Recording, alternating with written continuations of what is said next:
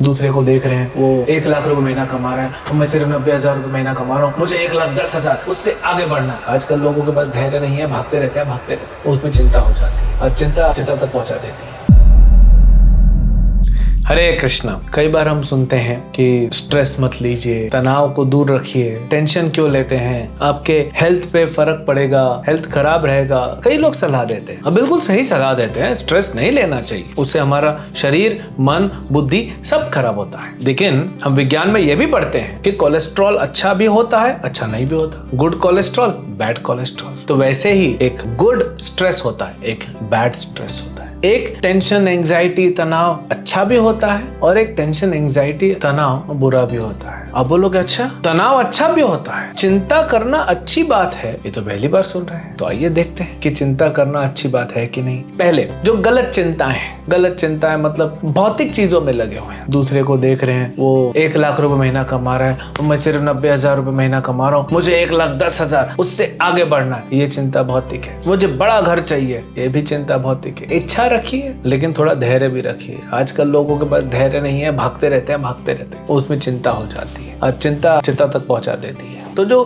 गलत चिंताएं हैं वो क्या क्या लाती है हमारे जीवन में, उसका दुष्परिणाम क्या है। पहले तो हम अगर शरीर का देखें, बहुत सारे हेल्थ इश्यूज होते हैं। गलत चिंताओं से हेल्थ इश्यूज होते हैं, डायबिटीज होता है, ब्लड प्रेशर होता है, हार्ट पे इफेक्ट होता है, किडनी पे इफेक्ट होता है, लीवर पे। चिंता शरीर के हर अंग को खा जाता है क्योंकि हर चीज खराब होने लगती है ना, वो सिस्टम पूरा मशीन खराब होता है। जैसे आपके कंप्यूटर में अगर वायरस लग गया तो आप ये नहीं बोल सकते कि कौन सा कंप्यूटर का हिस्सा खराब हो, पूरा जाएगा। तो वैसे ही पूरा शरीर खराब होता है। फिर आपने देखा होगा, गलत चिंता करते हैं, भौतिक चिंता करते हैं तो क्या होता है, बहुत चिड़चिड़े हो जाते हैं आप, और उस चिड़चिड़ाहट से सबसे रिलेशन खराब करते हैं। गुस्सा आता है, किसी को भी कुछ भी बोल देते हैं, सोचने समझने की जो विवेक शक्ति है वो कम हो जाती है। और उसमें हम क्या कर बैठते हैं, अपने मित्रों को शत्रु बना देते हैं। शत्रु तो शत्रु है ही, मित्रों को भी शत्रु बना दिया। लोगों से अननेसेसरी झगड़ा कर लेते हैं। आपने देखा होगा, कई बार जा रहे हैं रोड में, दो लोग टकरा जाते हैं, दोनों की गाड़ी थोड़ी सी टकरा गई, कितना झगड़ा हो जाता है। ये नहीं भी टकराती है तो भी हमने देखा है कितने झगड़े हो जाते हैं, कितना लोग अपशब्द बोलते हैं, गलत चीजें बोलते हैं, मारपीट हो जाती है थोड़ी सी चीज। उस दिन हमने देखा, दो लड़के बाइक पे जा रहे थे और कुछ हुआ होगा तो एक लड़का हेलमेट निकाल के और हेलमेट से मार रहा था दूसरे को। इतना क्रोध, देखिए वो एक्सीडेंट से इतना क्रोध नहीं आता, ये चिंता उसके अंदर है, जो नेगेटिविटी भरी पड़ी है। तो सिर्फ वो बोलते हैं ना, भड़ास निकालना, ये वो निकल रहा है। इतना कोई नहीं मारता है थोड़ा सा एक्सीडेंट होने से, बात कुछ और होती है। कई बार आप देखेंगे आपके साथ वालों के साथ झगड़ा होता है लेकिन बात कुछ और होती है। कभी आप देखेंगे दूसरे व्यक्ति अननेसेसरी आपके ऊपर गुस्सा कर रहा है लेकिन बात कुछ और है, कहीं कुछ हुआ है और ये यहाँ रिएक्ट कर रहा है क्योंकि वहां रिएक्ट नहीं कर पाया। और क्या लाता है ये चिंता, बहुत सारा रेस्टलेसनेस, बेचैनी लगी रहती है। ये बेचैनी से भी हेल्थ खराब होता है। अब देखेंगे बहुत बेचैनी होती है, कम्युनिकेशन प्रॉब्लम होता है, प्रेम से नहीं बात कर पाएगा, अच्छे से बात नहीं कर पाएगा, नहीं बात करनी है बोल देगा, या तो बस गलत शब्दों का यूज करेगा या बड़ा क्रोध में मैसेजेस लिखेगा। क्यों?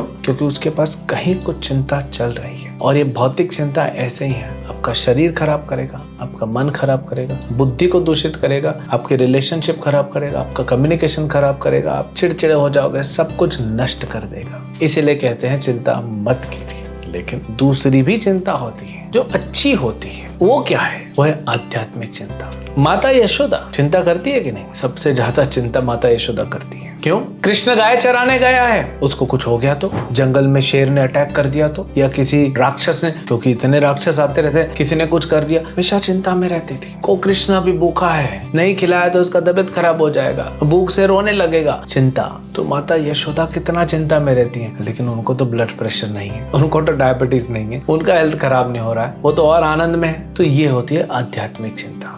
जब आप अपने लिए चिंता करते हो, भौतिक चीजों के लिए, अपना घर, अपना परिवार, ये भौतिक स्तर पे जब आप चिंता करते हो तब दुख लाता है। लेकिन आध्यात्मिक स्तर पे चिंता करोगे तो आप सुखी हो जाओगे। सबसे पहले जो आध्यात्मिक चिंता है वो क्या है? वो है कि मैं अच्छा भक्ति करना चाहता हूँ, मैं अच्छे से भक्ति करके भगवान को प्राप्त करना चाहता हूँ, अपने ओरिजिनल घर में जाना चाहता हूँ। ये तो किराए का घर है, आप ट्रेन में घर तो नहीं बसा सकते ना, आप टिकट लेके एक जगह से दूसरी जगह जा सकते हो, वहां तो घर नहीं बसा सकते। तो ये भौतिक संसार में तो दुख ही मिलेगा, इसलिए अपने घर जाना है। तो ये चिंता करनी चाहिए कि मैं अच्छे से भक्ति कैसे करूं, और जब आप भक्ति करोगे तो आपको आनंद मिलेगा। फिर ये चिंता करनी चाहिए, मेरा तो भक्ति चल रहा है, मुझे प्रचार करना है, क्योंकि भगवान की चिंता क्या है कि सबको भक्त बनाना है। तो भगवान की थोड़ी चिंता भक्त अपने कंधों पे ले लेता है। भगवान को कहता है प्रभु आप चिंता मत करिए, मैं प्रचार करूंगा। तो प्रचार करने का बोलते हैं ना मिशनरी स्पिरिट, और मिशनरी स्पिरिट होना चाहिए। और प्रचार करता है और उसकी चिंता करता है कि कैसे हम और आगे प्रचार बढ़ा सकते हैं, कैसे भगवत गीता को और लोगों तक पहुंचाया जाए, कैसे सबको प्रसाद खिलाया जाए, कैसे हमें नए नए जगह पे मंदिर बनाना चाहिए, लोगों को बुलाना चाहिए, लोगों को आकर्षित करना चाहिए इस भक्ति से कि उनका भी जीवन सुधरे। ये चिंता प्रचारक करता है। लेकिन इस चिंता से उसका हेल्थ खराब नहीं होता, इस चिंता से उसको आनंद मिलता है, क्योंकि कृष्ण देखते हैं कि ये व्यक्ति मेरे लिए चिंता कर रहा है। तो आध्यात्मिक चिंता से सुख मिलता, आनंद मिलता, हेल्थ खराब नहीं होता।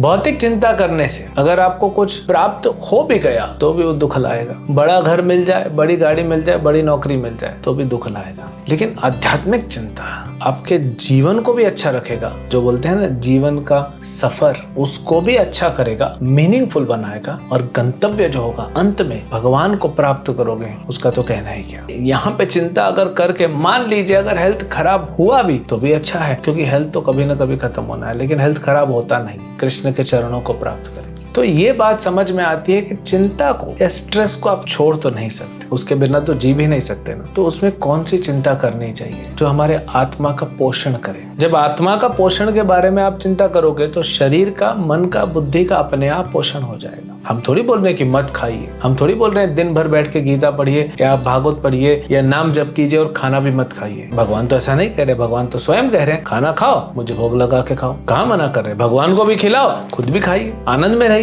भगवान थोड़ी बोल रहे हैं अपना घर छोड़ के फुटपाथ पे जाके सो जाओ। नहीं, आपके पास घर है, अच्छे से रहिए, उस घर में भगवान की पूजा करके उस घर को मंदिर बनाइए। भगवान थोड़ी कह रहे हैं कि नौकरी मत करो, पैसे मत कमाओ। भगवान बोल रहे हैं नहीं, पैसे कमाओ, नौकरी करो, भगवान की सेवा करो, साधुओं की सेवा करो, जन समाज की सेवा करो। अगर आपके पास पैसे हैं तो कुछ अच्छा से प्रसाद बना के जाके कम से कम एक व्यक्ति को या 5 को या 10 को या 100 को या 1000 को, जितनी आपकी क्षमता है, आप जाके लोगों को प्रसाद बांटिए। तो भगवान कुछ मना नहीं कर रहे हैं। जो भी इस संसार में भगवान ने दिया है हमारे उपयोग के लिए दिया, लेकिन कैसे उपयोग करना है ये बस हमें सीखना है। तो ये चिंता अच्छी है जब आप अपने आप को केंद्र न बना के भगवान कृष्ण को केंद्र बनाते हैं और उनके लिए चिंता करते हैं, और कैसे मैं एक आत्मा हूं और आगे बढ़ के भगवान से मिलूं उस बात की चिंता करते हैं। तो वो चिंता आपके जीवन में सुख लाती है, वो चिंता आपके जीवन में आनंद लाती है, वो एक अच्छा आपके जीवन को दिशा दिखाएगा, आपके जीवन में एक परफेक्ट गंतव्य तक आपको पहुंचाएगा। तो चिंता हम छोड़ नहीं सकते। 2 प्रकार की चिंता होती है, भौतिक चिंता को छोड़िए, हमें आध्यात्मिक चिंता पे फोकस करना चाहिए और हमारे जीवन को अच्छे से आगे बढ़ाना चाहिए। हरे कृष्ण।